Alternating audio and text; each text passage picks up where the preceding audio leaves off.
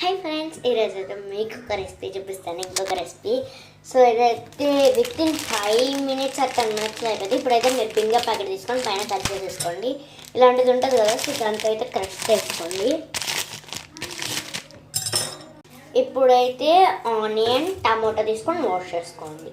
Wash చేసుకున్న తర్వాత onion మీద ఉన్న తొక్కు మొత్తం తీసేసుకోండి. ఇప్పుడైతే ఆనియన్ పీల్ చేసుకున్నాక ఆనియన్ టమోటా కోసేసుకోండి.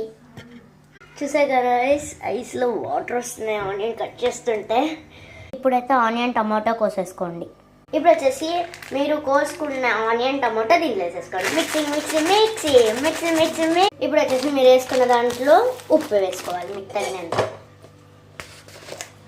నాకైతే దీంట్లోకి ఒక 2 spoons పట్టింది. తర్వాత మీకు తగినంత కారం వేసుకోండి.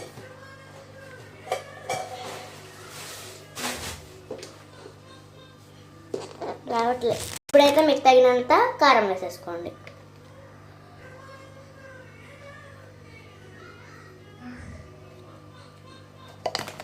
ఇప్పుడు మీకు తగినంత ధనియాల పొడి వేసుకోండి.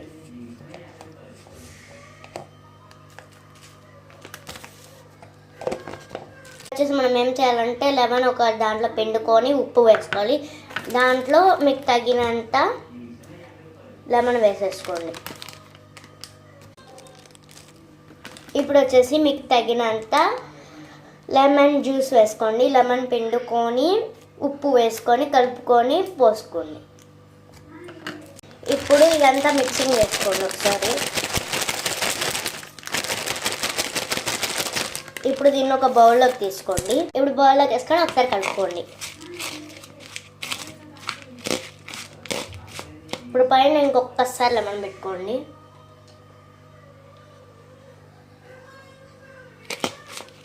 పిండుకొని ఇప్పుడు మీరు కట్ చేసుకున్న కొత్తిమీర వేసుకోండి. ఇలా పైన ఫినిషింగ్ టచ్ చేయాలి. వచ్చేసి క్యూట్గా రెసిపీ తయారు అయిపోయింది. గాయస్ ఇప్పుడైతే టేస్ట్ చేయాల్సిన సమయం వచ్చేసింది. టేస్ట్ చేద్దాం.